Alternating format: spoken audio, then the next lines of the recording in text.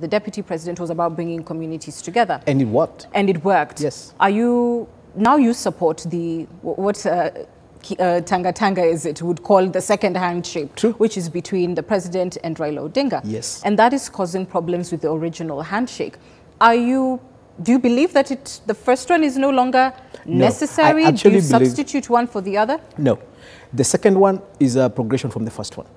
The first handshake between William Ruto and Uhuru Kenyatta brought peace to the Rift Valley. It didn't do much to Nairobi. It didn't do anything to Mombasa. It didn't do anything to Western Province. So we actually had a situation where the Kikuyus and the Kalenjins in Rift Valley were now living harmoniously together, right?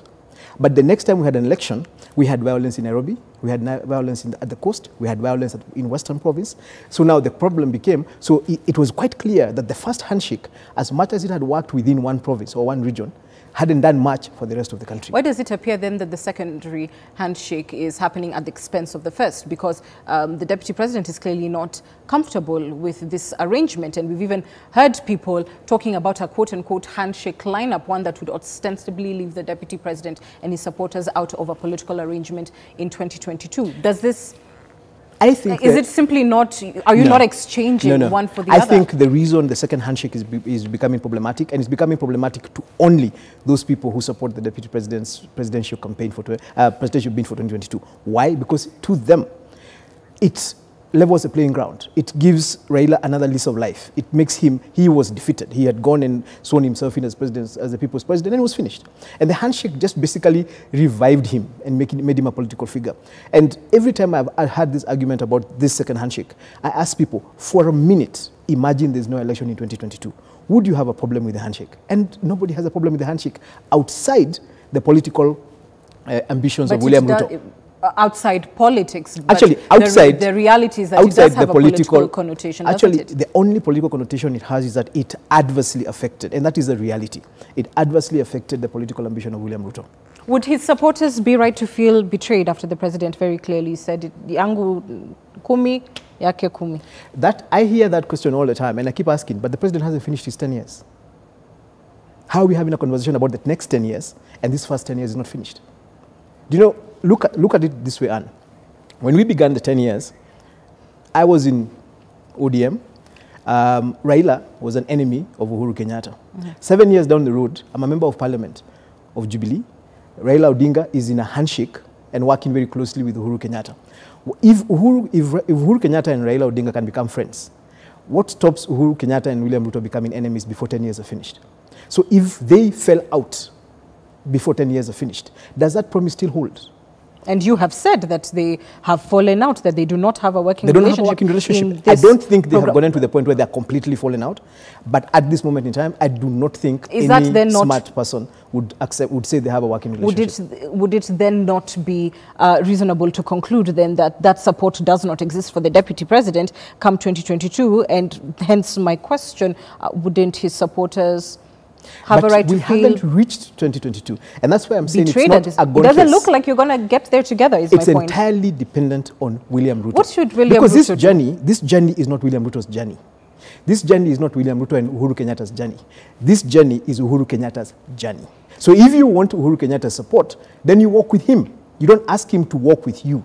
He's the president. He's the one who's the buck stops with him. These 10 years are his. If William Ruto takes over, the other 10 years will be his. So you can't start saying that you're not supporting me. Supporting you to do what? What exactly does William Ruto want Uhuru Kenyatta to support him to do right now? What is he supposed to be doing? Right now, William Ruto is supposed to be supporting Uhuru Kenyatta to fight corruption, to implement the Big Four, to make the handshake a reality. What is he doing? He is undermining the fight against corruption by suggesting that it is political, it's a political witch hunt. He is undermining the handshake that his boss initiated. Because remember something, Anne, this handshake would not exist if Uhuru Kenyatta did not want it. Because as much as Raila might have wanted the handshake, it required Uhuru Kenyatta to actually give it life as president. So when you talk about this handshake, what you're saying is that Uhuru Kenyatta initiated a handshake with his primary opponent, Raila Odinga. Uhuru Kenyatta's principal assistant fights the handshake literally every single day. How would they be working together? Okay. I just want to return to some of your earlier thoughts and how your political thinking has evolved over the years. And In an article in October 2012, you said that one of the reasons that you were supporting Raila Odinga then was, quote, because he was the only candidate who was not selling grievance politics or trying to manipulate ethnic fault lines and ring-fence communities away from other candidates. Yet today on this program, you admit and you say that our politics is essentially tribal, and you have gone on to talk about in a recent blog post that the Gikuyu community must be at the table of negotiating, and that the deputy president is trying to steal these votes before 2022. Does that whole line of reasoning and the sort of things that you have been perpetuating on social media, particularly about the Kikuyu community's vote, and you know that there needs to be some negotiation for them to sit at the table in 2022, why is that necessary in a system where we have devolution, where there are counties, where everybody gets resources regardless of whom they supported? And isn't it irresponsible of a leader of your caliber to be perpetuating that kind of politics? Actually, all of us are perpetuating that kind of politics. So if anybody is going to get embarrassed, we have to get embarrassed, all of us. Why do I say So are that? you personally embarrassed? I wish we were not I wish this was not the kind of politics we do. Unfortunately, it is. It's a kind of, why do I say that? Recently, I watched the deputy president blasting Kutunyi and telling him that he's embarrassing the Kalenjins because he's gone out and he's fighting the Kalenjins. I listened to Cherargei, I listened to Kipchumba, I listened to Sudi. And the conversation you hear is, you guys are betraying us. Who's us?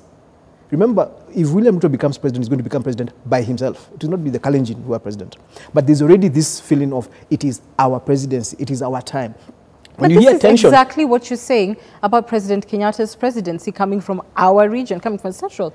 we have been So you're doing the exact same Remember, this thing. is punchline. We have been as honest as possible here. We have been Yes, as and I'm being candid as honest that possible. your kind of politics is frankly reprehensible, that It's not- it continues to perpetuate the feeling that the president belongs to a community and not to all Kenyans, and that somehow is there to safeguard the interests of a community No. and not all Kenyans. No, the presidency does not belong to a community, but the president always comes from a community.